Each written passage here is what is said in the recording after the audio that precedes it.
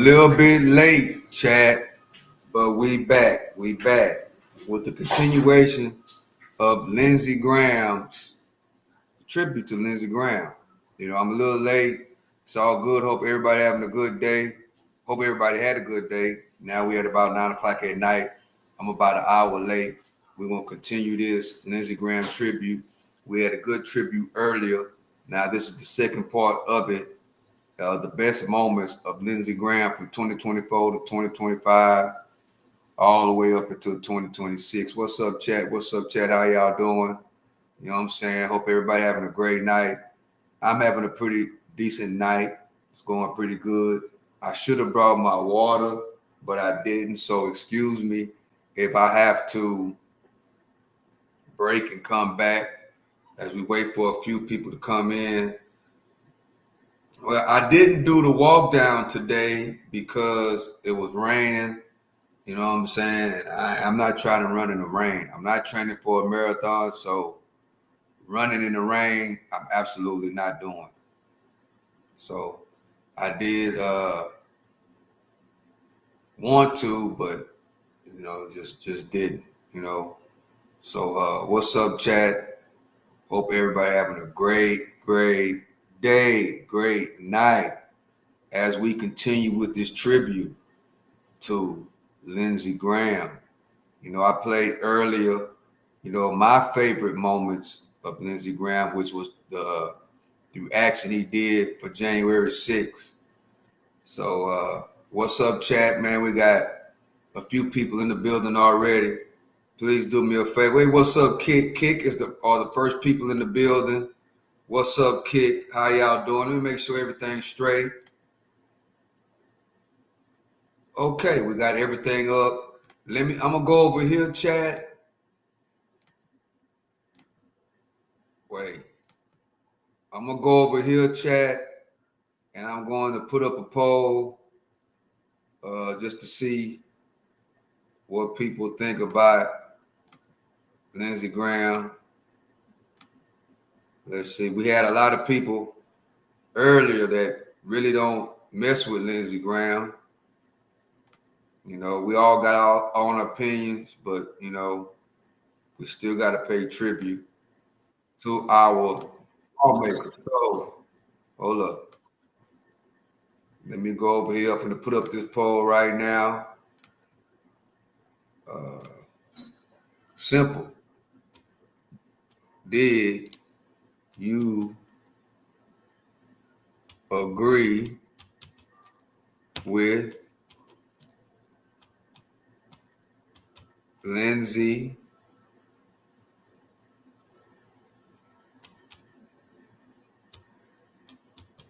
Graham's?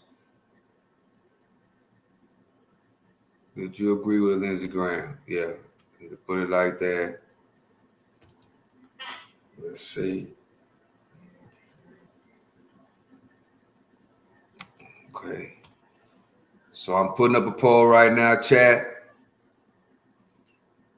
This is a continuation of, there we go, of the earlier today. I did a great tribute to Lindsey Graham, which I wanted to extend it like 2 hours, but I said, well, hey, since it was early in the morning, we're going to wait till about 8 or 9 o'clock. You know what I'm saying? That's mostly when people are off work, right?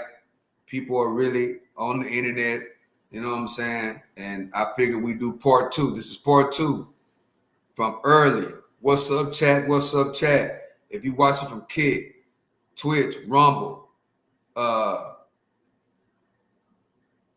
YouTube, I appreciate you for joining. We are double. If you look, we are on double. We're on 2 different channels. We're on 2 different channels. We are on the Conservative OG channel, and we're also on the Freedom of Speech channel. As you come in, please hit the like button. We're doing a tribute to Lindsey Graham. So, the senator out of South Carolina. So as you come in, please do me a favor, hit that like button. Once you hit the like button, what it does is it lets YouTube know that we are giving a special tribute to Lindsey Graham. You know what I'm saying? The senator right there that passed away over the weekend, you know. So I'm trying to wait till we get some people in, you know what I'm saying? I'm trying to wait till everybody get their notifications and come in here and rock with us. I did forget my water. So I'm going to wait till we get the rocking and rolling. This tribute here is going to probably be another hour, just like the last one. You know what I'm saying? Let me know what you think. You know, did you support Lindsey Graham? What did you like about Lindsey Graham? What you didn't like about it? You know, this is what we have to do. We have to sit and we have to discuss these great lawmakers, you know, who people voted to put in office. Okay, we got one comment. Let's see. All right, what's up to Don? Please consider liking and subscribing to the channel. Thanks for your support. That's right. As you coming in, do me a favor. Hit that like button. Subscribe to the channel, whatever channel you on, wherever you at. You know, the Don, I don't know what channel you on. I could easily find out. Let me see. Because we got two channels going on right now. We got the Conservative OG channel and we got the Freedom of Speech channel. So whatever channel you on, make sure you hit that subscribe button and make sure you hit the notification bell. Let's see. I'm trying to check everything out right now. I am on the Freedom of Speech channel right now. Okay. The Don, you are on the Freedom of Speech channel. What I need to know, the Don, what I don't know, you know, are you on the Conservative OG channel? Because if you are, I have to make you a moderator over there. I don't know if you're a moderator over there on the Conservative OG channel, which I need to start looking at the YouTube studio for the Conservative OG channel so I can see what's really going on over there. So I can see what's going on over there on the Conservative OG channel. I haven't been looking at that, the analytics over there as much. We just go live on both of these channels at the same time. Well, Stock Sniper, you going live on two different YouTube channels at the same time? Yeah. I'm live on 5 different channels. Right now, I'm live on 5 different channels. I'm live on Kick. I'm live on Twitch. I'm live on Rumble. I'm live on the Freedom of Speech channel. And I'm live on the Conservative OG channel. So wherever you're watching from, I appreciate you for coming through rocking with me. We 8 minutes in. We got 5 likes, which is great. Appreciate y'all for hitting that like button. I am your host, the one and only Stock Sniper. This is the Freedom of Speech channel. This is the Conservative OG channel. We got 2 different YouTube channels going on. That's why if you're a YouTuber out there, you gotta have a streaming service. Why, Stock Sniper? Because you can go live on all social media platforms. So if you're watching on the Freedom of Speech channel, we are live everywhere. We are live on Twitch. We live on Kick. We live on Rumble. So you content creators out there, you got to broaden. You know, you got to put yourself out there. It's called marketing. You have to market your channel. You have to market what you got going on. And guess what? YouTube, which is a great platform, it's not the only one that's going to get you out there. You got to go live on multiple platforms. Stock Sniper, why you not live on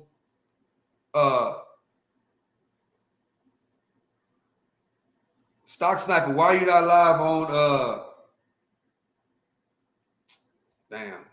Facebook? Well, I really don't be on Facebook. What about Instagram? I'm not live on Instagram because it takes a little bit more You know, I got to do 2, 3, 4 different things. to go live on Instagram. So I'm sticking to Twitch, Kick, Rumble, and of course, YouTube. So we got 11 people on the Conservative OG channel. Do me a favor over there on the Conservative OG channel, hit that like button and subscribe to that channel. We're trying to get that channel over 100 subscribers. It's a new channel. You know what I'm saying? And a lot of our political stuff is going to be on that channel.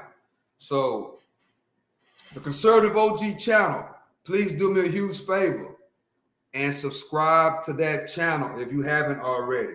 All right, we over here on hey, what's up, Anthony? We got 16 people on the Freedom of Speech channel. What's up, Anthony? How you doing, Anthony? Appreciate you for joining. Appreciate everybody that's rocking with the channel. Make sure you hit that subscribe button and hit that like button, because right now we're about to do part 2 of our tribute to the late, great Senator Lindsey Graham, who just passed away over the weekend. You know, a great senator, in my opinion. You know, even if, you know, you don't agree with everything he say or everything he was trying to put down, but Lindsey Graham actually really loved America, and he really loved his job. You know what I'm saying? So that's great, great, great, great. That's great. So let's go, chat. I'm about to start the show. I appreciate y'all for joining me. We got 13 people in the building. Please hit the like button. Hit the like button. Hit the like button. We got 13 people on the Freedom of Speech channel. So make sure you hit the like button. Okay. We got a comment. 5618. The Senate is a scam.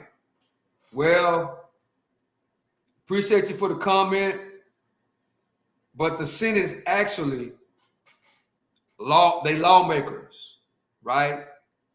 They present the laws and they debate and they vote on what laws. So a lot of the stuff that we do today is because of these senators, whether you like them or don't.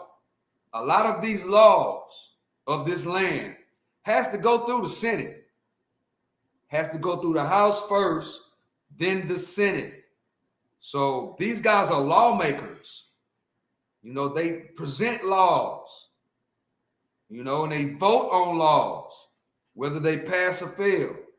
So while you saying that the Senate is a scam, that's basically saying that America, you think that American democracy is a scam. You know, and the American democracy is a whole lot of different things. You know, it's a whole lot of different things. Shitty laws made by shitty old people. Well, a lot of people feel that way, Cruz Diaz, but the thing is, people gotta vote. Gotta vote. You know, more people gotta vote. If you want some youngsters in there, you know, people gotta vote. You know, and that's just the way it is. But, you know, I appreciate y'all comments. This is the Freedom of Speech channel. You know, I'm starting to believe that. You know, but the old people, it's been like that. You know, they make the laws and we vote them in. So it's about, they can't be in power if the people don't vote them in. As we talking about Senator Lindsey Graham, he can't be the Senate if the people in that district of South Carolina don't vote him in. So that's just how it works, chat. We got 23 people in the building. Appreciate y'all for joining me. Please hit the like button. If Trump gets voted out, I will give up hope in our democracy. Well, Trump can't run for president no more. This is his second term. So he's out of there after this term. So in my opinion, Cruz Diaz, in my opinion, Uh, in my opinion, J.D. Vance is probably going to be our next president. That's my opinion. Cruz Diaz, I thought he died. Trump didn't die. Lindsey Graham died. That's who died. The guy right there who we're about to react to right now. We're paying tribute to Lindsey Graham, a great American senator. Whether if you agree with him or not, he put the work in, right? 71 years old is relatively young for a senator to die or a lawmaker to die, because those guys, it seemed like they live to be 90, 95, steady doing all the work that they do. You know, so here we go, chat. Appreciate y'all for joining me. Appreciate y'all for taking the time out to come over here and rock with me. I appreciate it. Everybody that's commenting in the comment section. This is the Freedom of Speech channel. Appreciate you. As we continue this live stream and we pay tribute to the senator right there, Lindsey Graham, keep on commenting. Keep on giving your opinion, because your opinion matters, right? That's the part of all this. That's what's great about America, is that we all have our opinion. You know, we all we can vote these people in and we can vote them out. And it's good that we talk about these type of things, you know, the good and the bad, whatever the case may be. But these people, to be this type of person to serve our country. I like your page, sub. Thank you for the sub, Cruz. These people, you know, if you a person of service, either however way it goes, to serve this country, whether in the military, whether as a lawmaker, a senator, a governor, etc., a president, city council.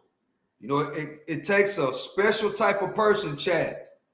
You know, and we got to honor these people, whether we agree with them or not. So I appreciate y'all for joining me, Chad. We got 21 people on the Freedom of Speech channel. We need to get more likes. But right now, I'm about to start the tribute to Senator Lindsey Graham. Rest in peace, Senator. Rest in peace, Senator. Let's go.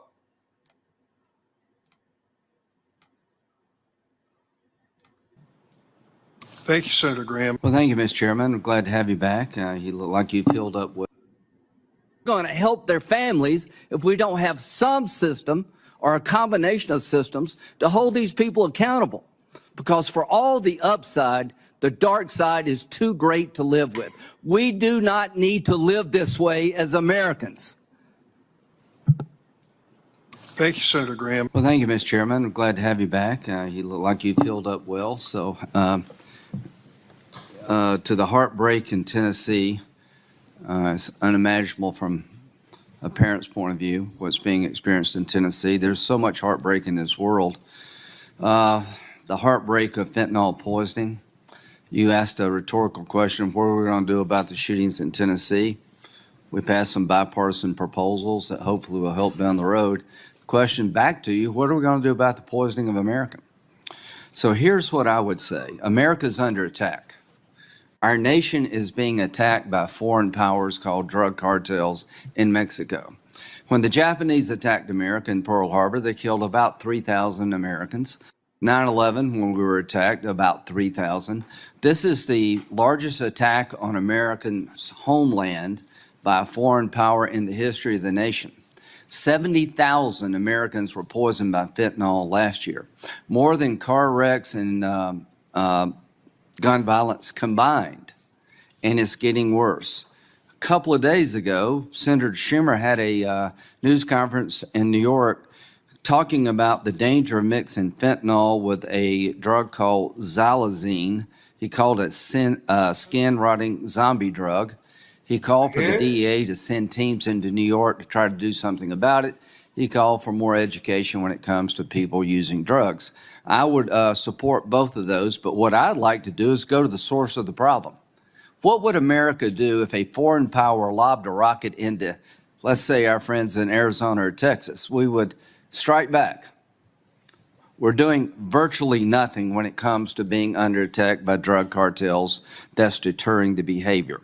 Ms. Kaiserling, who lost her children to fentanyl, said, "This is a war, act like it, do something." Our partner in Mexico basically is a complete denial. The president of Mexico denies there's safe havens for drug cartels where they run parts of Mexico. He says that's not true. He blames us for the fentanyl crisis. He denies the fact that fentanyl is produced in Mexico, sent to America to kill Americans. So we got a real problem, Mr. Chairman. And you asked, what can Congress do? We'll keep working together. I'd like to work with you. Maybe we can find a way to make some progress. But this idea that the executive branch is helpless without Congress is ridiculous. You want to fix this, Mr. Secretary? Go back to Trump policies. Just reimpose everything Donald Trump did to secure a border, and your problem will dramatically be improved. You're not helpless. You change policies in a bad way, and you're getting a bad result. We're under attack by drug cartels. We've lost operational control of the border. This secretary has said numerous times, we have control of the border.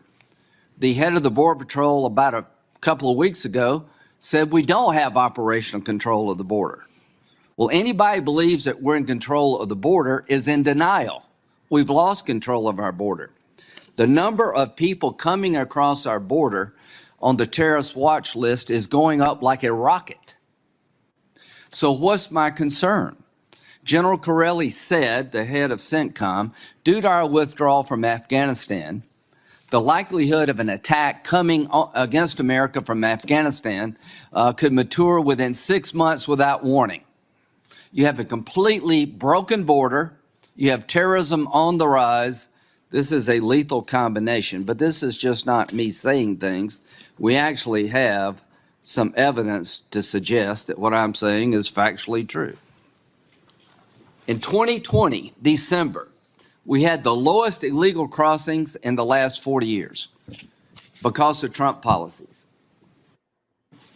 Since those policies were changed, we've had 4.8 million illegal encounters on the southern border.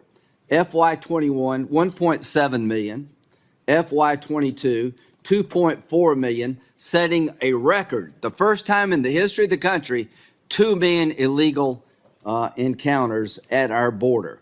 Since October of 2022, 385,000 gotaways. The lowest illegal crossings in the history of the country for the last 40 years. In December, since you and the Biden administration have been in charge, look what's happened.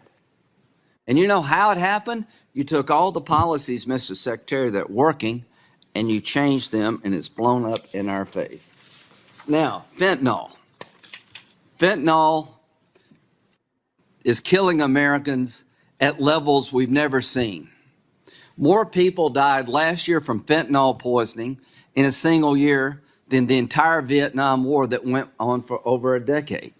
Fentanyl poisoning is the leading cause of death for 18 to 45-year-olds in the country.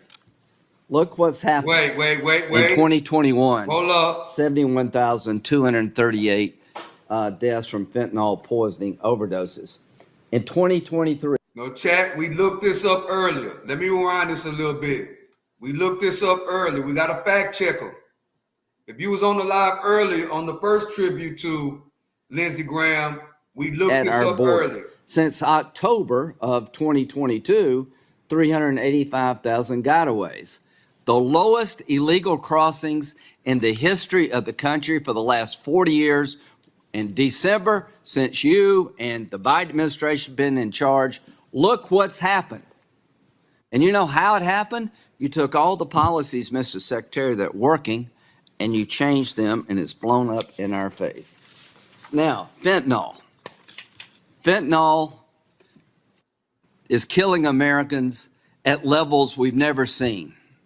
More people died last year from fentanyl poisoning in a single year than the entire Vietnam War that went on for over a decade.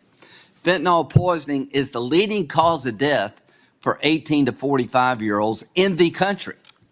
Look what's happened. In 2021, 71,000. That's right. We looked that up earlier today. We fact checked that number. His number is from 18 to 45. Our number was from 20 to 30. If you was on the live earlier, you were here when we looked up that number about fentanyl is becoming the leading killer of young people in America. It was gun violence, but we did earlier today, we looked up between newborns to 19 and then 20 to 30. From the ages of 20 to 30, there are drug overdose is the leading number one cause of deaths in America.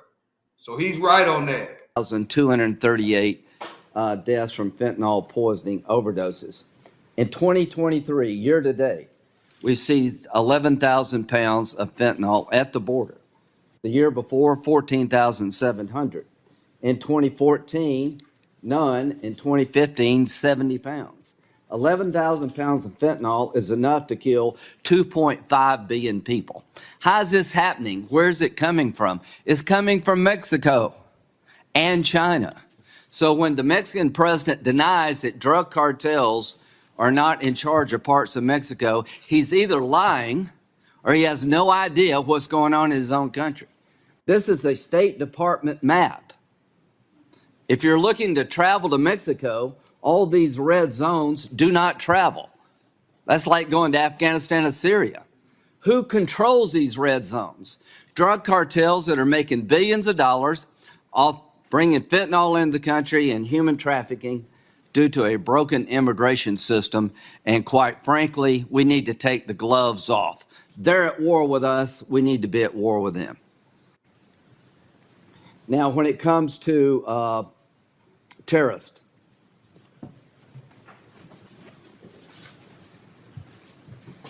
people apprehended on the terrorist watch list. 2021, it was 15. 2022, it's 98. To date, already 69. This is a lethal combination. People traveling to America on a terrorist watch list. The terrorists are getting stronger because of our withdrawal from Afghanistan, and they're coming here in larger numbers. If we do not change course, if we do not change where we're at, Americans are going to continue to die from drug cartel poisoning. The illegal immigration problem is exploding and the human misery around it with no end in sight. We went from the lowest illegal crossings in December 2020 to over 4.2 million on your watch. Bottom line, the Corelli statement, if we have it. It's right there. It is my commander's estimate that ISIS-K can do an external operation against the U.S. or Western interest abroad in under 6 months with little to no warning. You're on notice. You're on notice. You, your department, and the President of the United States is on notice. One of our field commanders in charge of the region right with terrorism is telling this nation in open sworn testimony that within 6 months, the enemy that's arising in Afghanistan has the ability to attack this country without warning. As he makes that statement, the lack of operational control of the border is a lethal combination for this country. So, Mr. Secretary, you have a hard job. I think things would change if they would listen to you more. The bottom line is we've created a nightmare for America, and that nightmare needs to end. Control our border. Go back to Trump policies, have the Congress work together to fix immigration in a more forward-looking fashion, regain control of the border, go after the cartels, tell the Mexican president, get with it, work with us, or we're going to have to do things differently. Secure the border now before we get attacked later. Thank you. Thank you, Senator Graham. Today we Graham. Thank you. Ms. Swear, let's revisit, is it the Rahimi case? Is that the right name?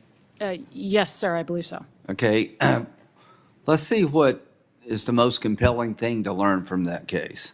How many times was this gentleman involved with shooting at people?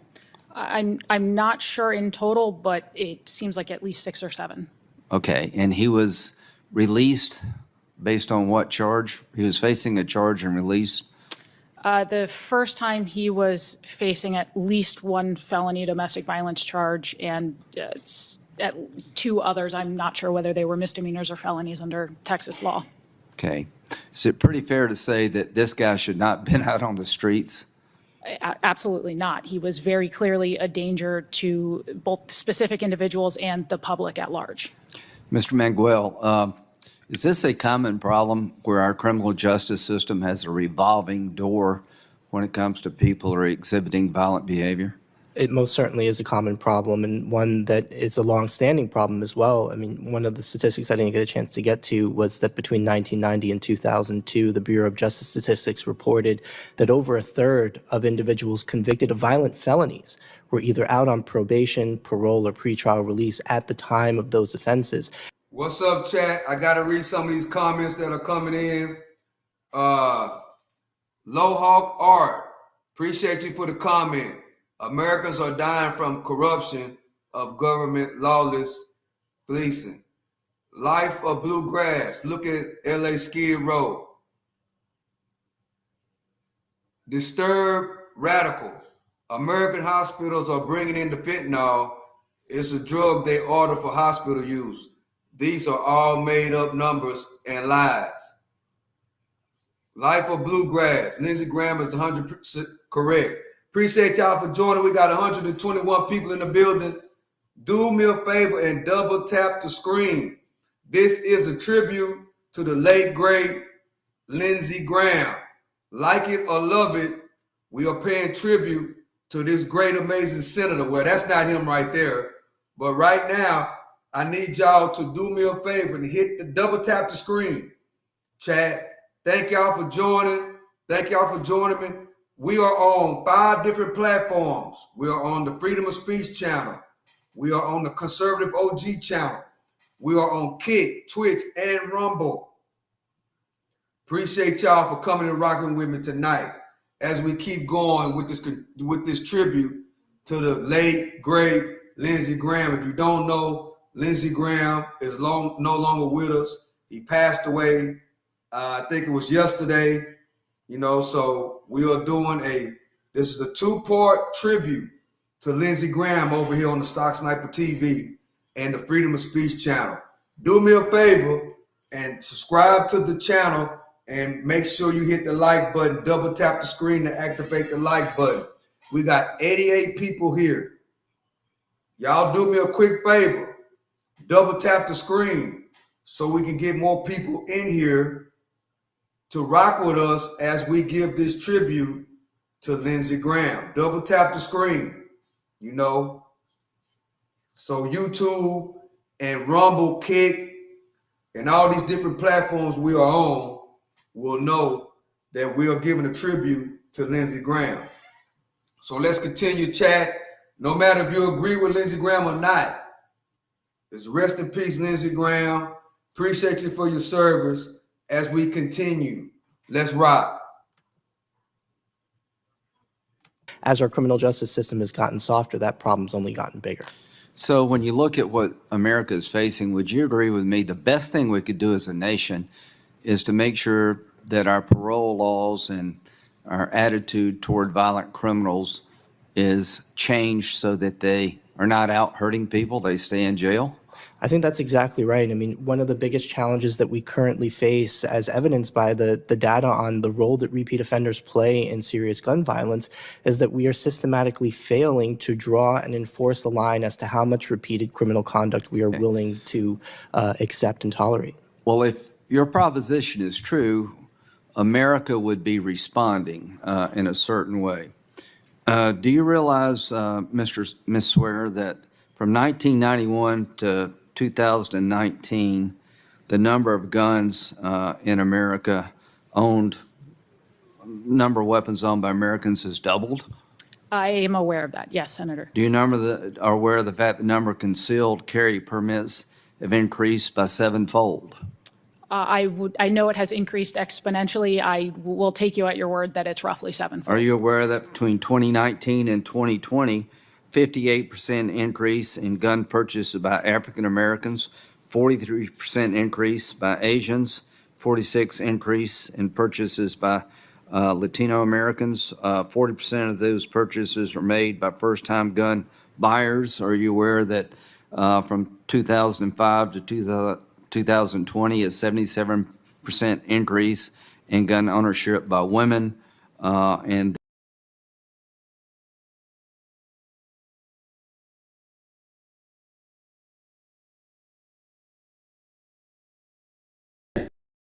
why do you think that's gone? There are a lot of, as you mentioned, women and ethnic minorities who, a lot of them for the first time in their lives, beginning in the last couple of years, looked around at the state of reality in this country with sort of widespread issues with policing, with... Well, let's just stop there for a moment. Mr. Lindley, you've been a police officer. Thank you for your service. How's morale among police in America, generally speaking? Thank you for the question, Senator. I think overall, morale is... Double tap the screen, chat. Hit the like button. Double tap the screen. People in the law enforcement now, and I'd like to work with people to try to change that. Mr. Rubin, do you agree with the Heller decision that interpreted the Second Amendment to be an individual right? Was that a good legal decision? Yes, sir. You do? Yes. Yeah, thank you. Ms. Glenn, your experience was terrible. Your husband, former husband, had been charged with armed robbery. Had he been convicted of armed robbery, or I don't know, make sure I got... Yes, many years before the incident, yes. Okay, and he had actually been charged with kidnapping you too? Yes. Before the shooting? Months before the incident. Yeah, so I guess here's my point. Senator Cornyn has shown the way to work on responsible gun ownership limitations. I don't think there's anything in this case that says common sense doesn't prevail. But this Bruin case and Heller case are important in my view. Mr. Chairman, it reinforced the idea that the Second Amendment is there for individuals and that individuals have a right to defend themselves in a responsible way, even outside their home. So what I would hope this committee could do is end, to the extent possible, the revolving door policies that allow people time and time again to come back out on the streets, hurt their fellow citizens. In this situation, I would just add in conclusion, the reason so many people are buying guns is because they've lost faith in their government to protect them. Why do you think that a special counsel is necessary now after the John Durham So I supported a special counsel appointment when Attorney General Sessions recused himself. The accusations were serious, and the Mueller investigation turned out to be a sad chapter. But having said all that, the DNI is releasing documents that are unnerving, and they've sent it over to the Department of Justice. So let's use the process of getting it out of the politics of the moment. And if there's any there, have a special counsel look at it. I'm not going to make a judgment about who did what, but I think the country would be well served by a process that allows somebody outside of DOJ to look at it. That's what we did in the past. As to the Epstein files, release as much as you can, protect victims, but get it all out there and let people make their own decisions. As to any idea or suggestion that President Trump did something nefarious with Epstein, you'd have to believe that the Biden people sat on that for 4 years and did nothing about it. So that's not very credible to me. But having said that, just release it in a way that's respectful to the victims. Do you not think the Durham investigation would have uncovered anything, Russia? I thank you, Senator Graham. Thank you. Let's just build on what has been said. How do you say your name, sir? Alex? Alexi Janulius. Okay. Alexi's I fine. want to see if I got the point here. A public library is supported by public dollars. Does that make sense? Yes. Okay. Are you telling taxpayers of this country just shut up? Is all you worry about is your kids don't have a voice about how your taxpayer dollars are being spent and what kind of community you're living in here? Because you're a parent and you don't let your $3 read something, is it possible that the other things, that the books in question may hurt the community in the eyes of parents? Can a parent, a taxpayer, complain under this theory, or should they just shut up? I would make the exact argument you are. This is about parents No, making we're decisions. not making the same argument. My argument is you just said, if you've got kids, you police your kids. Otherwise, just shut up and trust the library system, the school system. Let them decide for your community. I completely, totally reject that. I don't have any kids, should I shut up? I pay taxes. When you have a public library and you have a board, somebody decides what books to go in or what not to go in. Lend your voice to the cause. It's okay to speak out for your community. Cameron, you have an advocacy group in Texas, right? That is correct. And you have every right to do that. You can advocate for your point of view, and somebody in Texas has to decide who wins. But never shut up. Never be quiet. My point is, the theory of this case is parents have a very limited role in life. Apparently, taxpayers have a very limited role in this area. You're paying money to run these libraries. I mean, you're getting money from taxpayers. They should speak up. Ms. Knox, you said, is it unconstitutional for a parent to go to a school board or a public library and complain? Thank you for giving me the chance to respond. Actually, almost all libraries have in their policies something called a request for reconsideration that allows parents or interested community members to object or say what they would like to have changed in a library collection. I think what's important to remember is that this is a collective decision. It's not just one person who gets to say what is in a library collection. I'm not arguing with you. Somebody has to decide. But the point is the individual here, the individual taxpayer, the individual parent. There's an effort in this country to shut you up, Ms. Neely. Are you going to shut up? We will absolutely not shut up. I am here on behalf of... Woo! Lindsey Graham going in, chat. Appreciate y'all for joining me, chat. We got 16 likes, 60 people in the building. Lindsey Graham at his best right now. Lindsey Graham going in, chat. Make sure you hit that like button. Hit that like button. If you're enjoying Lindsey Graham's tribute, hit the like button. You know, Lindsey Graham going in right now, chat. What are they supposed to do? Just shut up? No, we taxpayers. We supposed to speak our opinion. If we think that certain books don't need to be in the library, guess what? We need to let them know. If certain books need to be in the library, we need to let them know. Because guess what? We already know what's going on, Chad. What is that, Stock Sniper? They're trying to erase history. So certain books need to be out and certain books need to be in so our kids can understand the importance of our history. At the same time, we cannot let filthy books, and we all know what I'm talking about, inside of that library so our kids can get a hold of that. So Lindsey Graham going in right now, chat.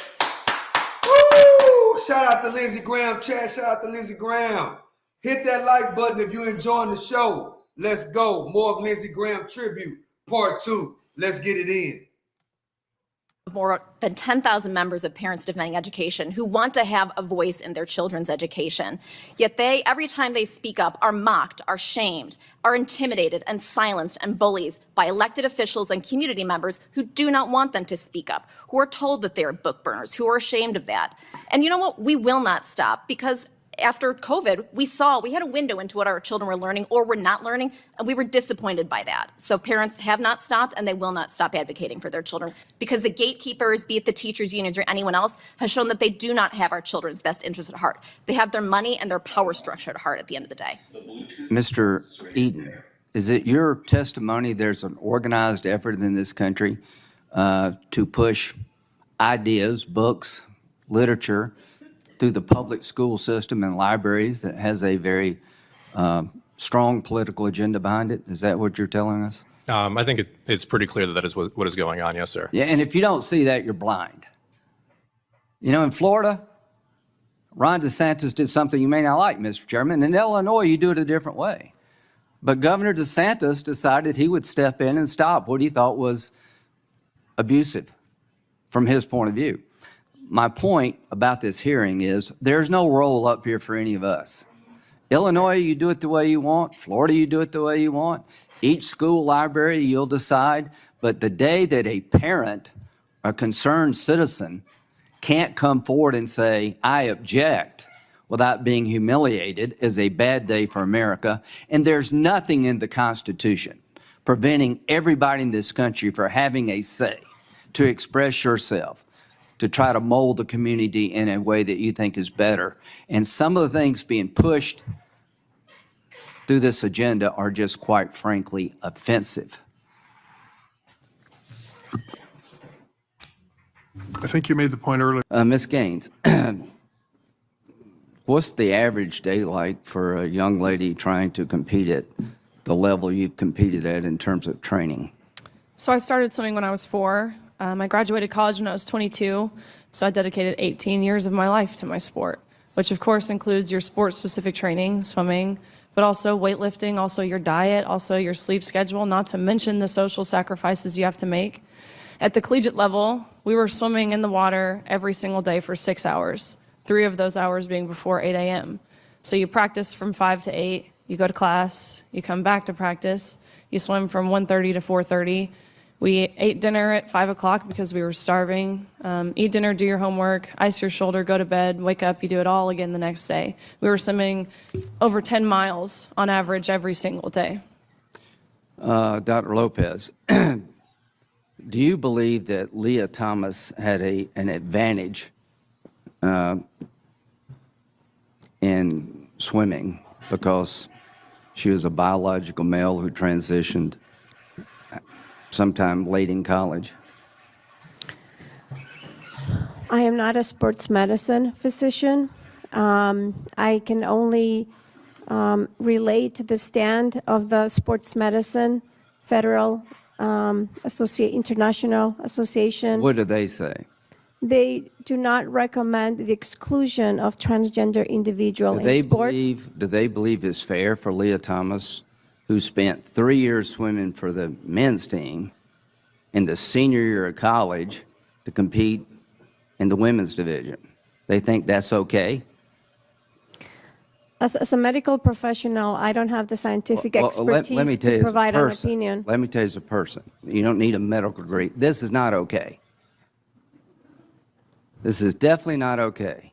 You work all your life training as a swimmer, competing against biological girls, and you wind up your senior in college competing with somebody who 3 years swam as a guy, and you lose. Ms. Robinson, do 80% of Americans support biological males competing in women's athletics? I can say more than 70% of Americans believe that the rash of attacks on trans sports is the wrong political priority. Question. Do 80% of Americans support biological males participating in female sports? All right, we about to look that up, chat. Let me look it up right now. What's up, chat? Appreciate y'all for joining. We are paying tribute to Lindsey Graham.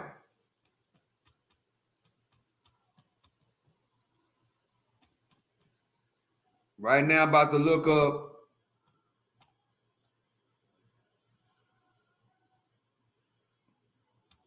men and women's sports. What percentage of Americans? Let's see. Enter. He say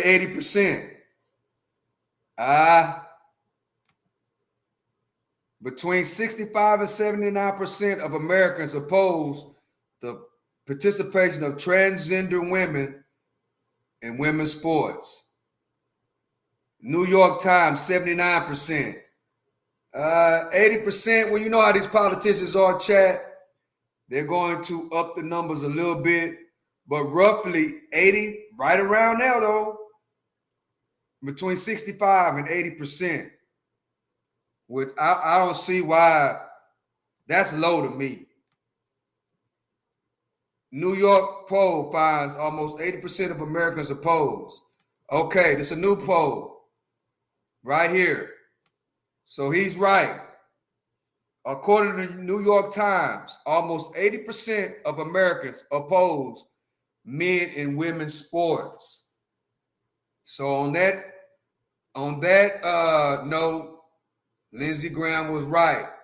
So let's go back over here, chat. Let me know what y'all think about that in the chat.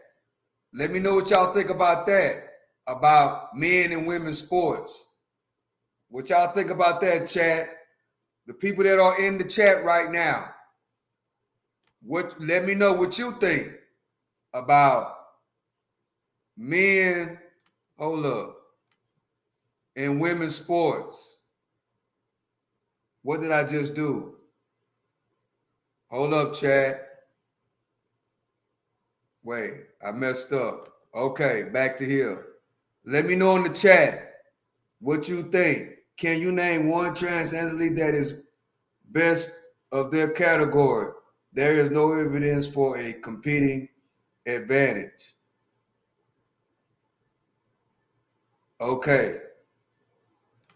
But yeah, there is an advantage, bro. You didn't see the Olympics? It is an advantage of a man and a biological man competing in women's sports. There is an advantage. Generic name. We just seen, I think it was the Olympics, where that transgender, where that man fought a girl, and yeah, it's a big advantage. It's not cool for a man to be in women's sports. Any man with a daughter, right? Evidently, generic name, you don't have no kids, bro. Any man with a daughter wouldn't want a man competing against their daughter, whether it's swimming, whether it's basketball, whether it's MMA, whether it's boxing. Come on now. We got to make it make sense. I think a lot of people that is with men playing in women's sports, they got to be like, don't have no kids or nothing.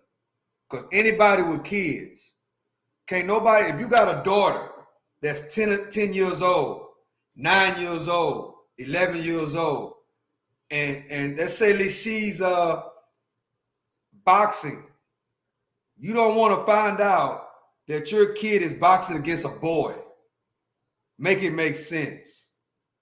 That's not even debatable. I don't even see why that number of 80% right here, that is 80%. That number should be way higher than that. That number should be 100%, Chad. That should be 100% right there.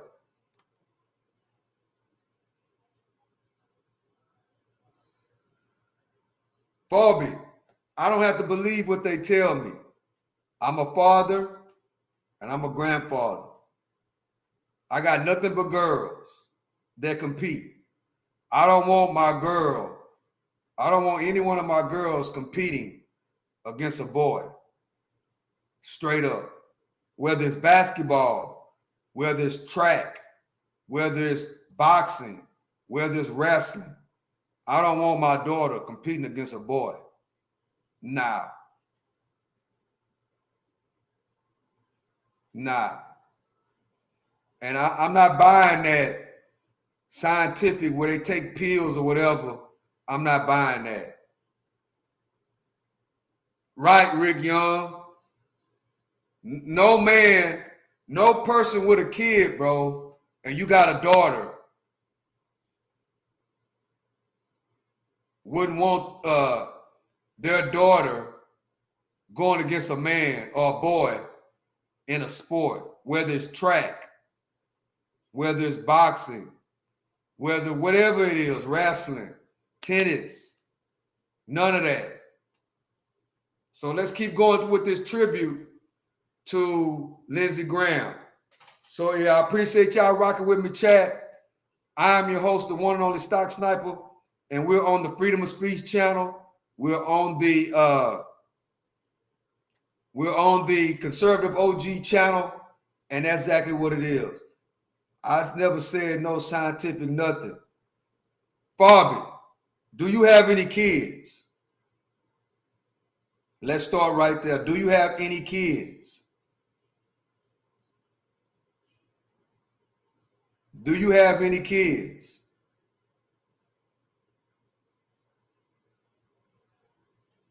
That's what I need to know. Be honest with me. Do you have any kids? Fabi? I'm waiting on your answer. I appreciate you for rocking with me, though. This is the Freedom of Speech channel.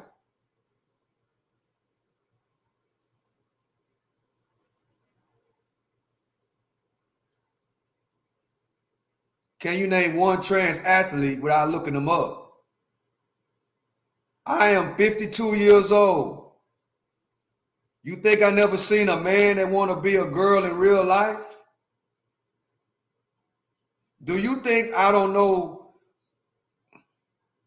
that I don't know any trans in real life? I don't have to look that up. Generic name. I don't have to look up nothing about no trans athlete. I don't have to look that up. I'm 52 years old. Just think about that. I'm 52 years old. I've been living for a very long time. I know a lot of men that want to be girls. I know a lot of men that dress up as women. A lot. But a man that want to be a woman in women's sports, that's not cool. And in my opinion, only people that don't have kids, that don't have a daughter,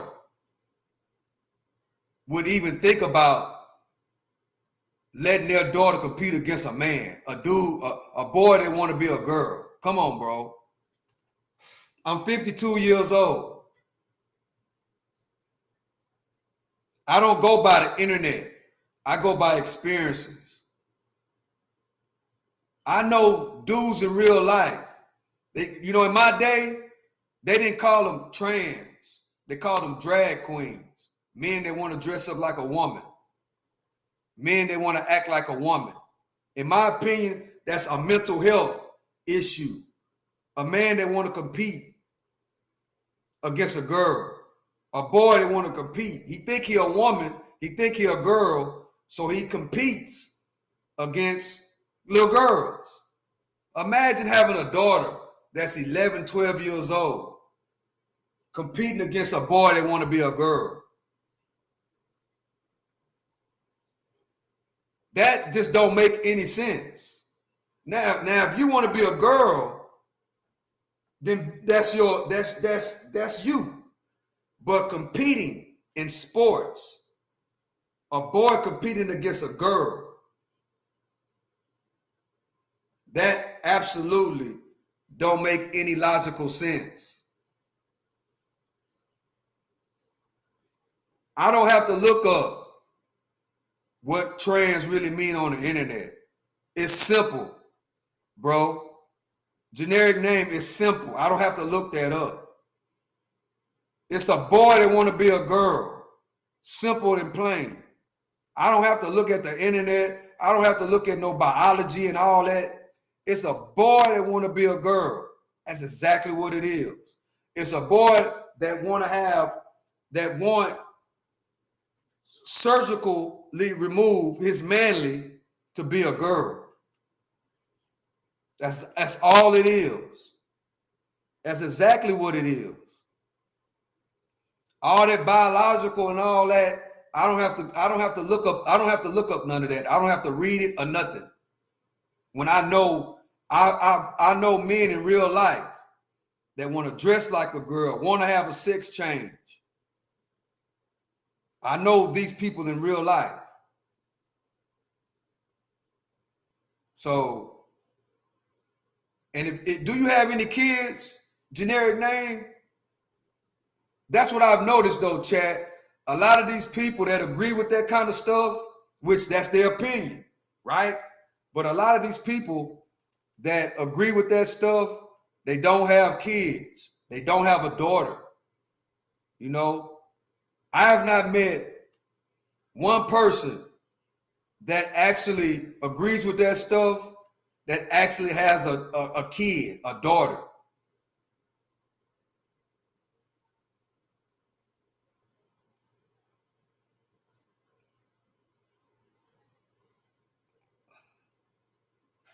Okay, link your sources.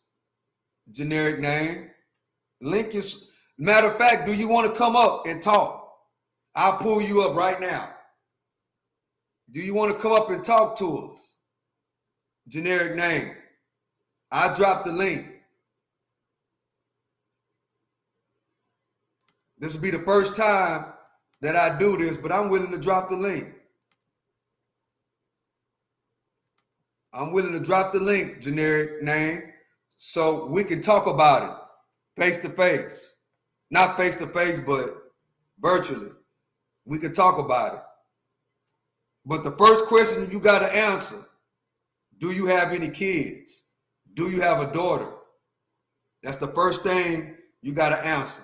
I appreciate you for coming through. I appreciate your comments. You got your own opinion, but I'm willing to drop the link so you can come and talk to me. But number one question I need to know, do you have kids? That's what I need to know.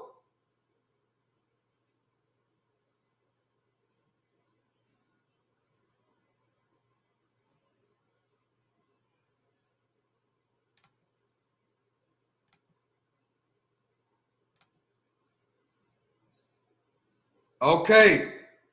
See, that's what I'm saying, Chad. Majority of the people that agree with that don't have no kids. You know what I'm saying? The majority of the people don't have kids that agree with that. So now, generic name, there ain't no reason for me to even drop the link because I already know where it's going to go. But most people chat don't have a kid, because if you have a kid, right, particularly a daughter, and you got your daughter in track and field, you got your daughter in whatever sport, then all of a sudden your daughter loses, right? Your daughter it comes in first place every track meet. We're going to use track as an example. Every track meet, your daughter comes in first place. 100-meter dash. First place. All of a sudden, your daughter loses. Then she finds out that the person that she lost to is not a girl. It's a boy wanting to be a girl. Have you, Chad, anybody ever seen a little girl's reaction when she loses? Not to another girl, but to a boy that want to be a girl. Anybody in the chat ever seen what that does to a little girl? Anybody in the chat see what that does to a little girl when she finds out her opponent, who she lost to, was a boy trying to be a girl. It's devastating. They cry. It affects them emotionally because they want to go against another little girl. No little girl in sports want to go against a boy that want to be a girl.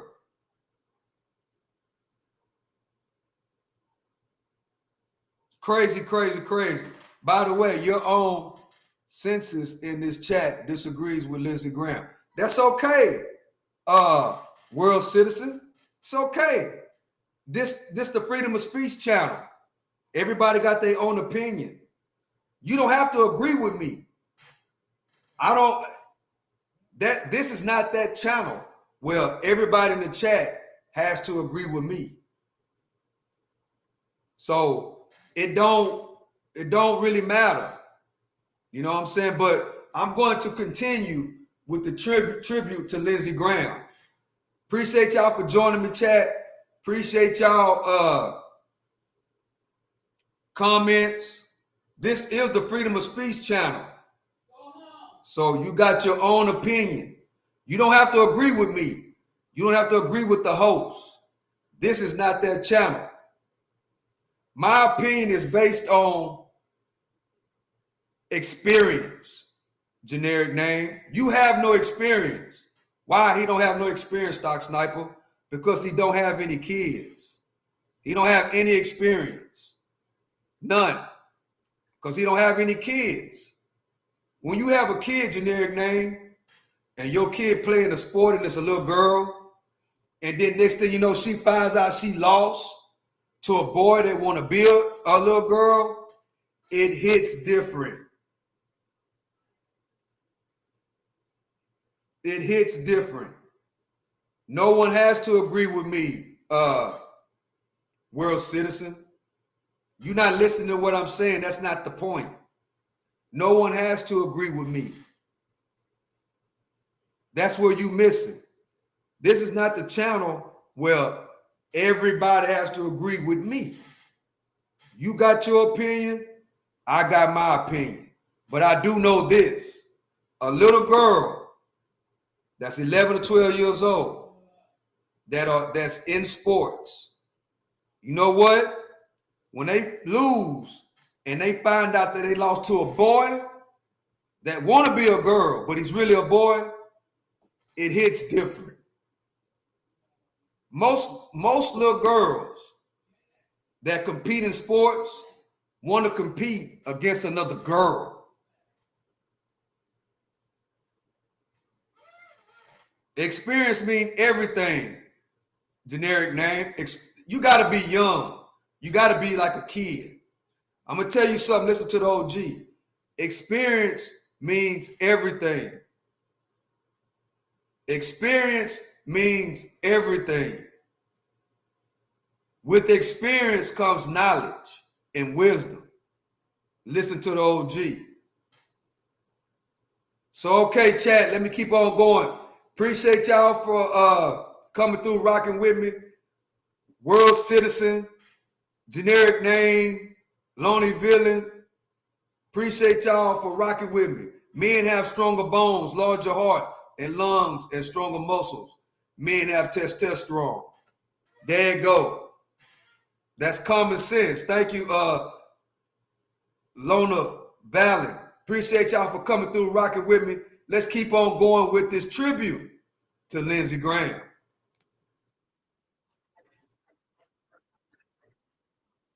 Hold up. If you have a problem with Miss Gaines feeling cheated. There's nothing wrong with you if you have a problem with Miss Gaines feeling uncomfortable in a locker room. There's nothing wrong with you. Now, we'll sort this out as a nation, but this idea that something's wrong with her because she feels cheated is absurd. You have every right to feel that way. And I imagine a lot of young ladies do feel uncomfortable being in a locker room under the situation you described. Mr. Sharp, what's the purpose of your organization and what's your message to America? Yeah. Senator, we want to protect the freedom of all Americans, and that includes our desire to ensure that children and women, that their interests are protected, that they're not harmed by this gender ideology that's being pushed, and that each of us is free to live and work and speak without being coerced or punished by the government because of our good faith beliefs.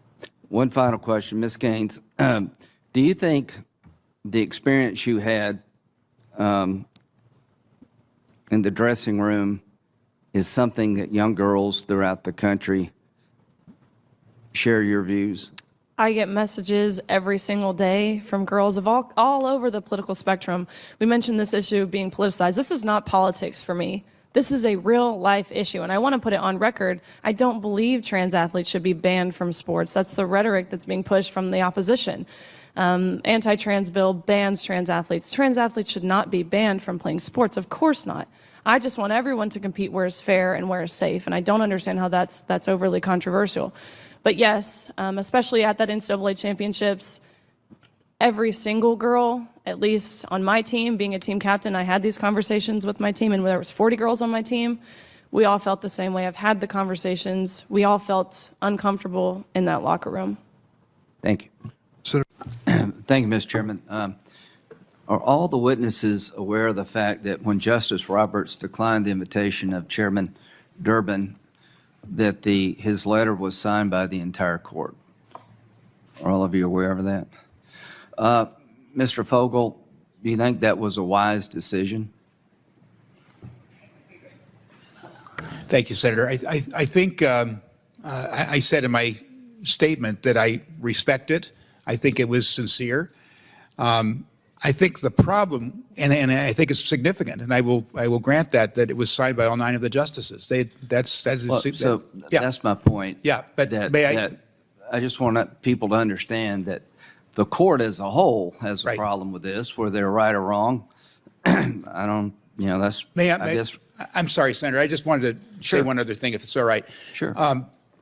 I think it's significant that they all signed it. I think it doesn't suggest that that's all that all of them would do. It's a point about which they all reached consensus. I sort of, like you and Mr. Payne mentioned something sort of struck a nerve with me. I'm not into micromanaging the court, Judge McCasey, but when you look at what other branches do versus the court, Mr. Payne, you say it's pretty obvious they have a sort of a lower threshold, right? That's correct. Okay. So what I would urge the court to do is take this moment to instill more public confidence. I'm not going to vote for any of these bills, but I think we'd all be better off if they did that. And here's what I want to kind of explain to people. In 1998, Justice Ginsburg donated a signed copy of her decision in VMI case where you had to admit women to a state school. And it was auctioned off at a fundraiser supporting the National Organization of Women's Legal Defense Fund. Now, I didn't know that until this moment. Do you all agree that if Judge Alito signed the Dobbs decision and gave it to the Susan B. Anthony pro-life organization to raise money, all hell would break loose in this country? Do you agree with that, Ms. Forrest? So would I agree that if there was a sale of if Judge Alito signed the Dobbs decision, autographs it, gave it to the SBA group to raise money, it'd be all hell would break loose. Oh, yes, and I certainly would agree that would be a problem. And in fact, I think that's one of the reasons that Congress needs to play an active role today. Why didn't all hell break loose in 1998? I'm not sure what the reaction was. Well, when Justice Ginsburg signed a copy of the VMI decision for the National Organization of Women's Legal Defense Fund. Well, I think we all know the answer to that. Justice Ginsburg, one of the greatest people to serve on the court, received an award from the National Democratic Women's Club. Can you imagine what would happen if Justice Roberts received the award from a Republican women's club? I think we may read more about it. Justice Ginsburg was given $1 million award by the Berggruen Institute, and this is annual philosophy and culture award for major achievements in advancing ideas that shape the world. Now, she didn't get the money personally, but they gave her $1 million to give to other people. Does anybody have a problem with that? Does everybody have a problem with that? Well, I'm going to assume silence means yes. The point we're trying to make here, I think, is that this effort to come after Justice Thomas is, I think, organized by the left. I think this moment where we could find common ground is being hijacked. I take Senator Durbin at his word. He's been concerned about this for a very, very long time. But the point is, the game has been played differently, and now we're in a moment where this court is under siege in multiple ways. And that is the problem I think most of us have. What are the lines to be drawn, and who's the referee? Does anybody know anything about the organization Demand Justice? Negative response for all members. Do you know where their money comes from? Negative response by all members. Are you aware that they spent over $1 million in ads pressuring Justice Breyer to resign? Nobody knew that, right? So if you're worried about dark money, I think that's a legitimate thing to be worried about. Let's worry about it across the board. And I guess my point, Mr. Chairman, is that the efforts by Senator Schumer to go to the court and threaten the court with its very existence, the efforts by people to intimidate justices, decide cases before the court, can't be ignored. And here's what I worry about the most. This is not about trying to upgrade the ability of the court to be more transparent. It's about an effort to destroy the legitimacy of this conservative court. So to the panel, if you have any ideas or recommendations about how the court could be more transparent, count me in. That makes perfect sense to me. But when you look at the history of the way things have happened with the court, when a liberal justice does something, the reaction in the American media is completely different. The New York Times article about George Mason admitted a lot of other schools who did the exact same thing. And I would say to Justice Alito, don't sign a copy of the Dobbs decision and give it to the SBA to raise money. You would not receive the same treatment if you did what Justice Ginsburg did. Thank you, Senator Graham. Senator Whitehouse. Answer to that is yes. Thank you, Mr. Chairman. Thank you, Senator Hirono. Senator Graham. Thank you. Do you have the resources, the people, and money you need to protect the nation? Mr. Olson. Thank you, Senator. We do, from my vantage point in the National Security Division, we have resources to carry out our priority missions. Obviously, January 6th is a singular event that is stretching the resources of our office and the U.S. Attorney's Office in D.C., which is handling that case. There are a number of people have been detailed around the country to support that. Do you need more money, any changes in the law to do your job? At this stage, I don't have any requests for more money or more authority, Senator. Thank you. Thank you. The Vice President equated January 6th with Pearl Harbor and 9/11. Do you agree with that? In my view, and if I may just begin by saying, I with Senator Durbin and Ranking Member Grassley, it was a day that must have been horrific to be directly involved in or be victimized on Capitol Hill, and I do think it was a singular event. I'm reluctant to compare it to any prior events in our history because, from my vantage point, it was unique and singular. Yeah. So the courthouse in Portland was attacked 100 nights in a row. Would you consider those people a candidate for domestic terrorism charges? I know that hundreds of people have been arrested, as we've discussed this morning. I don't have any information about whether or not, in any particular case, they would be subject to. Well, Senator Hirono said that people use violence for whatever purpose. to attack a courthouse for 100 nights in a row. How many people have been charged with the Portland incident? Do you know? I defer to Ms. Sanborn that had data on the number of arrests. I don't have the number of the number of charges. Do you know, Ms. Sanborn? No, sir, I don't have Portland specifically in front of me. I would, what I was referring to is 250 arrests over this whole summer. Well, here's my point. January 6th was a bad day. It was a terrible day, and people are being prosecuted. And I would encourage you to have the full force and weight of law against those who defiled the Capitol. But these protests went on for a year. As you can see this photo behind me, they were literally throwing Molotov cocktails trying to kill police officers. And I didn't hear a whole lot from my colleagues on the other side for an entire year. I guess that's what gets me more than anything else. I understand the scope of January 6th, and I hope people are brought to justice. But this is, it's got to be a two-way street.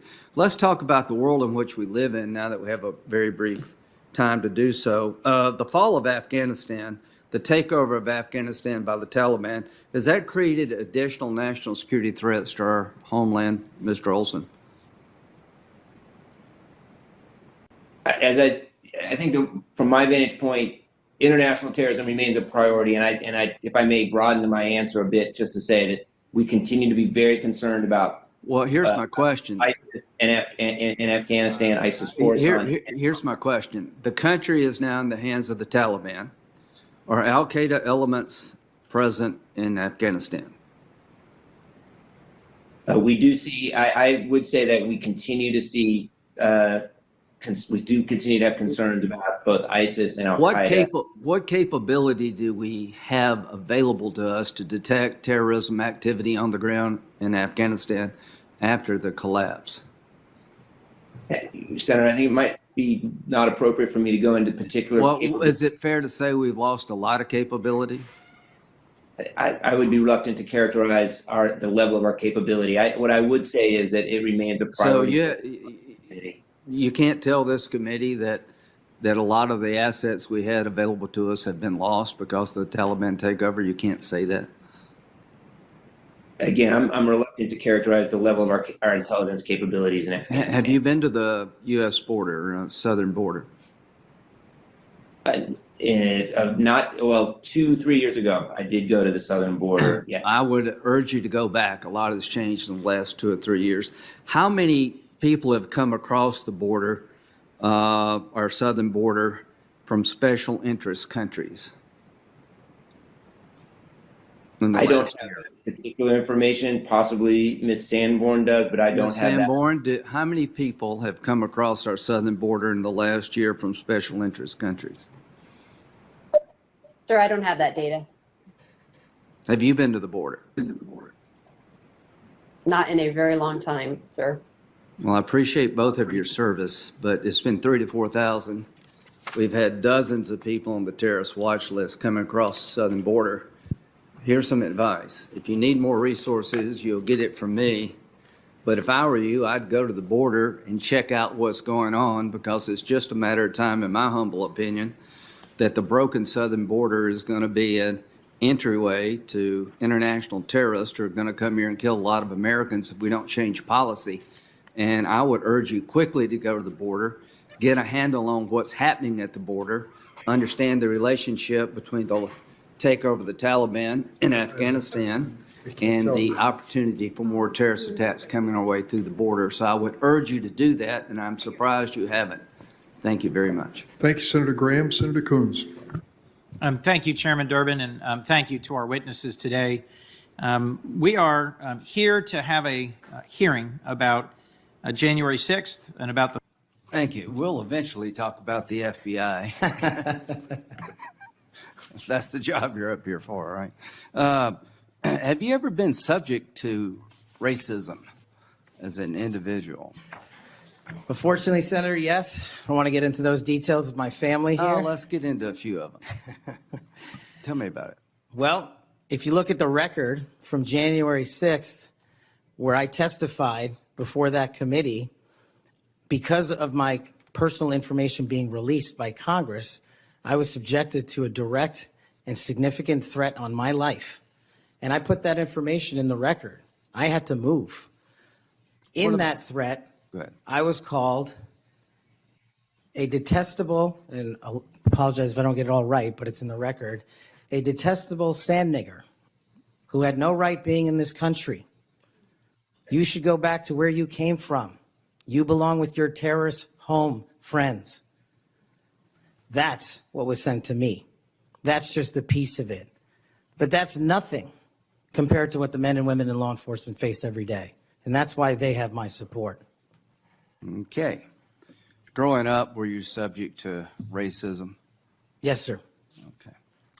Now, I think the reason you're here has a lot to do with your work on Crossfire Hurricane. Are you familiar with that FBI operation?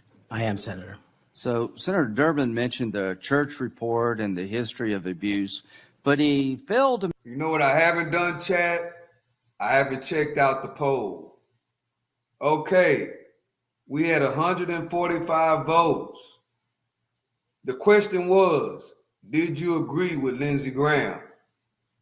Might as well say 60% of the people said no. Out of 145 people, 60% of the people didn't agree with Lindsey Graham. 41% of the people said yes, they agree with Lindsey Graham. If you have not voted, please participate in the vote. Appreciate everybody for coming through, rocking with us. Your opinion matters. This is the Freedom of Speech channel. No opinion is better than the others. What you think from your perspective. So we welcome any and everybody. You don't have to agree with everything the hosts say. I like for people to have their own opinion. Respectfully have your own opinion, and speak how you feel in your opinion inside of the chat. So right now we got 145 votes, 146 votes. 59% of the people don't agree with Lindsey Graham. This is a tribute to the late great Lindsey Graham, who just died a couple of days ago. This right here, this live stream is part 2. This live stream is part 2. And I appreciate y'all for coming through, rocking with me. We got 147 votes and 148 votes now. Let's keep it going. Hopefully we can get, which I doubt it, Chad. Hopefully we can get, I'm going to say 200 votes, but I doubt it that we're going to get 200 votes before this live stream is over. We got 149. Keep the votes coming in. Keep the votes coming in. Generic name. Your opinion matters if you have evidence to support it. Well, life experiences is the evidence, generic name. No matter how you put it, and how your opinion is your opinion. Mine is mine. But the thing is, generic name, I have real life experience. And that's the best evidence you can ever get is real life. So, okay, chat, we got 150 votes now. Minister Still Will, late great Aunt Lindsey, you're being sarcastic, right? About what? Lindsey Graham being great? No, I'm not being sarcastic. He was elected to, he was elected to be a lawmaker, to be a senator. And I think it takes a special type of person to be elected in office and to serve for those many decades. Even if I don't agree or I do agree with his stance. He, in my opinion, he is a great individual. He put in the work, he did the best he can do. He loved being a senator, and he died doing what he died doing what he loved to do. He was just talking to President Zelensky just the other day. So sometimes, if you don't agree with the person, it's cool, but you cannot deny the late, great Senator Lindsey Graham's work. You know, a lot of people admire the work that Lindsey Graham has done for this country on both sides, Democrat or Republican. A lot of people had a real high level of respect for Lindsey Graham. And you're going to see that on display during this whole process. You know, I'm out. Can't relate to that. He's a warmonger. Okay, well, appreciate you for joining me. Minister Steele, that's your opinion. You know, I appreciate your opinion. That's your opinion. But we're going to see over the next couple of weeks, whenever they roll all this out, you're going to see that a lot of people, you know, that agreed with Lindsey Graham or didn't agree with Lindsey Graham, they're going to show, you know, their remembrance, and they're going to show, you know, respect, you know, for the work he did put in. Nikki Anderson, I absolutely agree with you. He was very good at his job and good for America. Yeah, he put the work in, you know, no matter if you agree with his stance or not. It takes a special type of person to serve the country for all these decades, you know. And I mean, the people of South Carolina evidently loved him, Stock Sniper, because they kept on, you know, they voted him in. So he did, you know, South Carolina some good, evidently, you know. So we got 152 votes now, still the same, 59 to 41. So yeah, chat, let's keep it going. This is a tribute to the late, great Lindsey Graham. May he rest in peace. It's a fact. Look at his video on bombing Hiroshima. He is saying that the bomb should be used by Israel. Yeah, he has, you know, his way of what he think, Minister Steele. You know, I've looked at all those things. It ain't nothing that I don't know.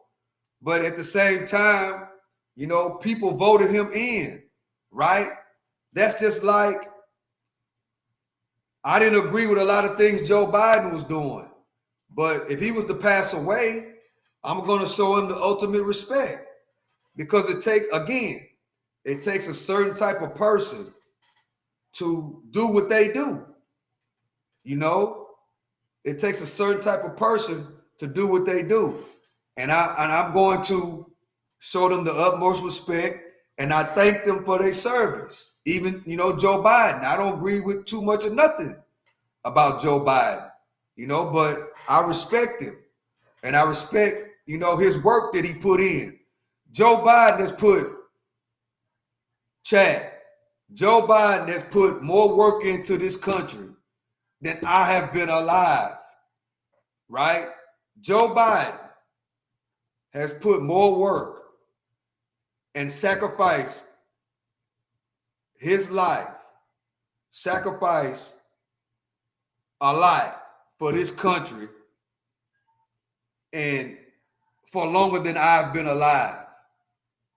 So I have to respect and I have to honor somebody like that. You know, if I don't agree with his politics, if I don't agree with his laws, then, you know, if I don't agree with him, that's cool. I don't agree with him. But I got to respect him because he sacrificed for this country, you know, and that takes a special type of person, you know, to do that. It takes a special type of person, and I respect him. Generic name, he was a human. And so I give him some respect and won't speak too bad of him, but his actions should be discussed openly. Yeah, that's a fact. You're absolutely correct. Generic name. And, you know, you're new I've never seen you before. And we have discussed Lindsey Graham a lot on this channel. I have reacted to Lindsey Graham, what I do like and what I don't like about him, many a times. You know, so, but at the same time, he's passed away, you know, and I'm giving this tribute to him just like I do everybody.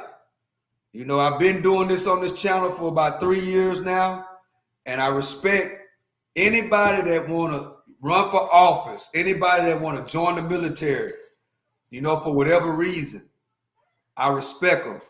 I respect them, and I got to show them the utmost honor if they pass away. Lindsey Graham passed away putting the work in.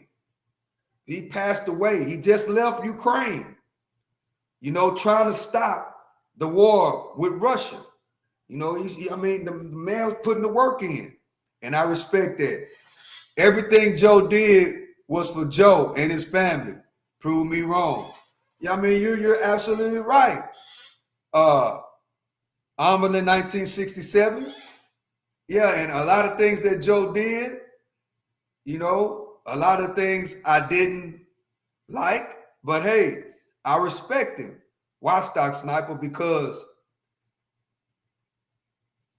to serve this country like these guys do for these type of decades, a lot of us, they've been in politics and they've been serving this country longer than a lot of us been alive. And they love what they do. You know, I always got a certain level of respect for somebody that love what they do. They love it. You know, they love what they do. I didn't like, for an example, as I talk about sports, I didn't like Tom Brady, right? I didn't like Tom Brady, but guess what? Tom Brady won 7 Super Bowls, and I had to respect him. I have to respect the work that he put in. I have to respect his level of expertise on his craft and what he do. So I wasn't really an Isaiah Thomas fan, but he put the work in and he played some great games. I really didn't like Shaquille O'Neal that much, but you know, they did a lot for the game as an example, and I have to respect them. Who else I didn't like that much as far as sports? The Dallas Cowboys, you know, when they was winning championships, you know, I didn't like them too much. Emmitt Smith, one of the greatest running backs of all time. He great at what he do. I didn't like him that much, but when he retired, I showed him the utmost respect because he put the work in. Tom Brady hasn't. The death of his children. Okay. Y'all something else in the chat.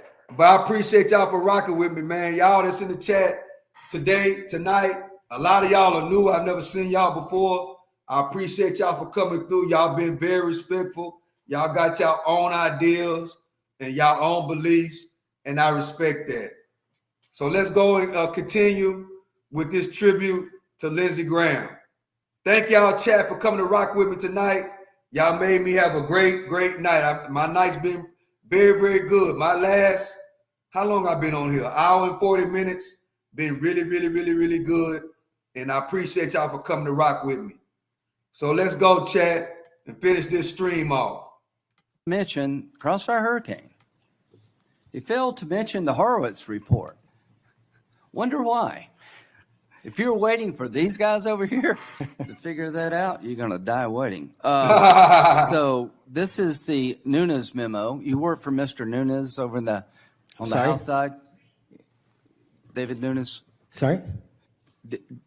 Are you familiar with this Ronaldo memo? Martinez, I appreciate you. Foreign Intelligence Lona Service Valley, Act abuses 158. Yes. the Department of Justice. Absolutely. Did you help write this memo? I did as a staffer. Okay, I'm going to put this in the record. Thank you. In this memo, you kind of dissected the abuses of Crossfire Hurricane, right?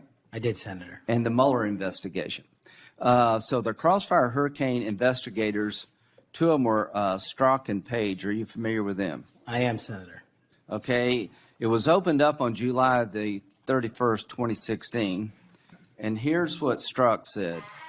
And damn, this feels momentous because this matters. The other one did too, but that was to ensure we didn't F something up. This matters because this matters. So super glad to be on this voyage with you. That's to Page. And Page responds a couple of months later, he's not ever going to be President, right? Talking about Trump. Strzok, no, he won't. We'll stop it. Is it fair to say that the people in charge of investigating Crossfire Hurricane hated Trump's guts? Well, you don't have to take my word for it. That statement, along with the statements from the sources. Are those days over in the FBI, you hope?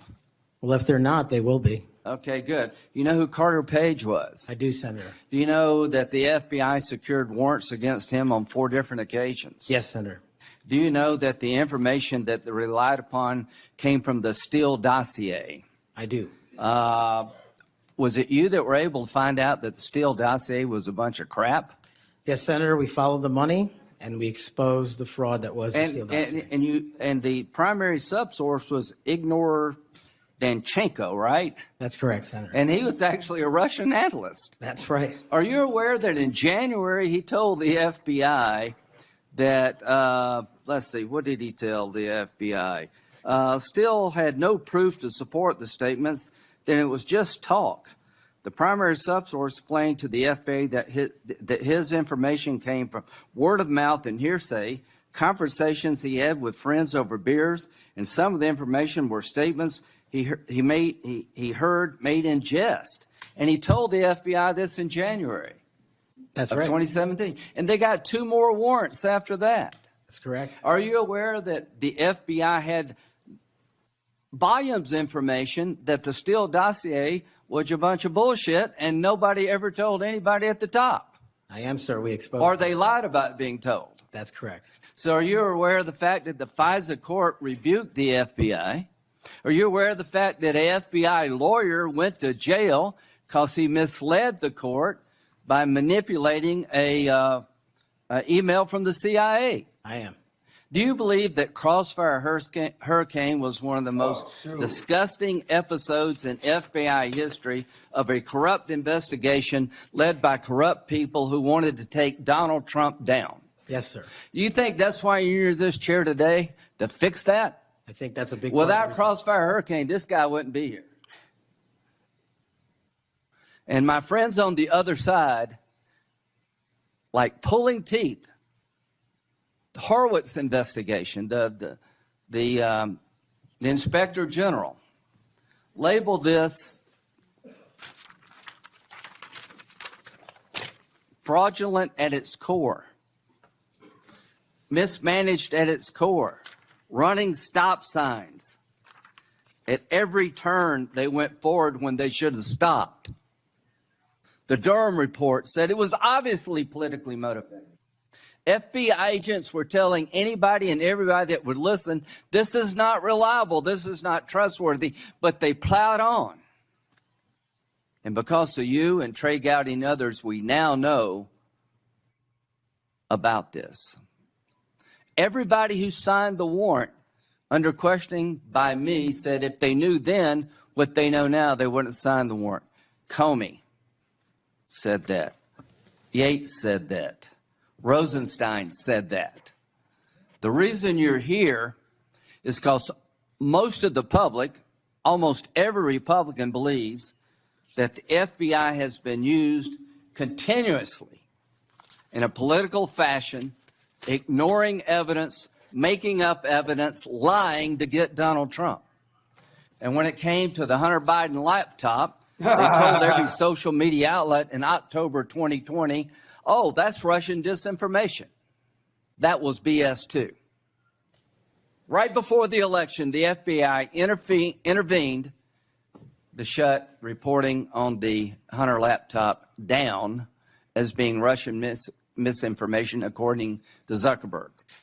Do you promise all of us those days are... Yeah, Chad, we got to end it right there. Lindsey Graham brought up something that we all know about. It's the Hunter Biden's laptop.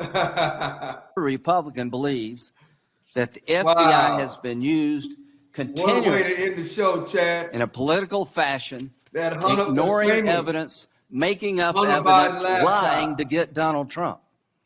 And when it came to the Hunter Biden laptop, man, Chad, these lawmakers and these guys that we got in office, they something else, bro. They something else, Chad. But the thing is, Chad, that I'm really praying for as we end this stream, we got 41 people in the building on YouTube. What I really want and I'm praying for is that we can come together as a country, you know, and what we're going to see, in my opinion, they're going to have, you know, a big funeral for Lindsey Graham. Trump is going to be there. Biden is going to be there. Obama is going to be there. The Clintons are going to be there. The Bushes are going to be there. And I always like to see my vision, chat, and what I'm praying for is that these people can come together and bring this country together because it's all about we the people. So we're going to see all our leaders together to honor the late Lindsey Graham. And every time we have these funerals, well, these leaders really do come to show respect. I always get, and I always hope that maybe this one thing can get the Democrats and the Republicans to come together. You know, not to talk about one another, but agree to disagree and have mature conversations of what we agree about and what we don't agree about, and to unify the country. That's one of my biggest things, chat. And every time we see these funerals, it was President Carter, when President Carter died, and Trump was there, Obama was there, the Bushes were there, and if I remember correctly, Biden was there. And to see those guys together, particularly Trump and Obama, interact, you know, and act like they really was cool, I thought that was going to be the moment that those guys were going to come together and show unity, and we can finally bring this country together. You know, it's going to be disagreements behind the scenes, but in front of the world, the way to show strength is togetherness in front of the world. Because when you let the world know that, hey, the two people don't get along, that shows like kind of a weakness, right? But strength comes when you could come together, unite as a country, as a family. Even though we disagree about a lot of things, we can come together. Forget all the bashing of the president, you know. Keep on blaming Sleepy Joe, calling him Sleepy Joe. That has to stop, in my opinion. Donald Trump has to stop disrespecting Joe Biden and Obama in front of the world like that. He has to stop that.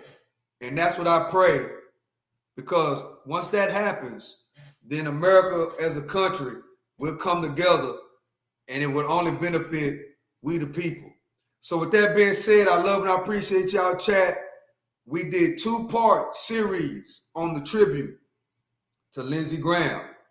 So with that being said, I love and I appreciate y'all, chat. I hope y'all have a great night.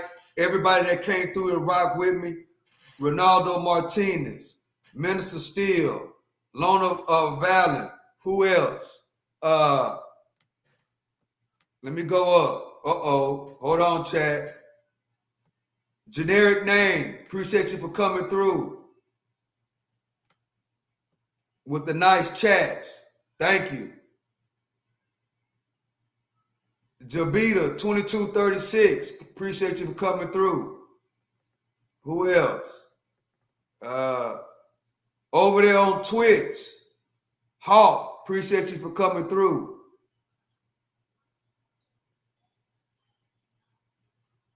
Amanda, 1967, appreciate you for coming through. I think those are Chinese letters. Appreciate you for coming through if you're from China. Appreciate you. We love China. Who else? A long line of people. World Citizen, appreciate you for coming through. Let's keep going. Appreciate y'all for the comments and rocking with me. Who else? Let's see. Forby, 365, appreciate you for coming through. Rick Young, a long-time subscriber and supporter of the channel. Appreciate you for coming through. Grant McCall, appreciate you for coming through. Mr. The Great Frog, what a name. Appreciate you for coming through. Jillian, 28, appreciate you for coming through. The Don, Jonathan Davis, my great moderators, I appreciate y'all for what y'all do for the channel. Appreciate you for coming through. Lou Hawk, Disturbed Radical, Life of Bluegrass, appreciate you for coming through.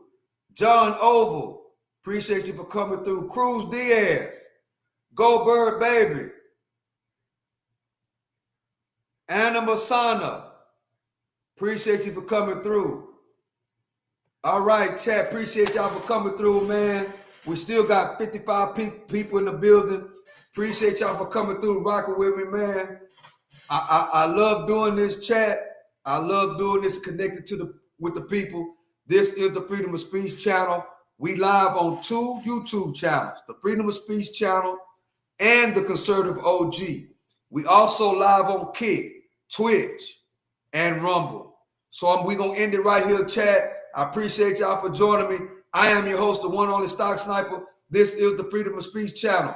Earn, spend less, make proper investments. And yes, your health, your what you know and what you learn, your history is an investment. So with that being said, chat, I love it. I appreciate y'all. To the next one, I'm out.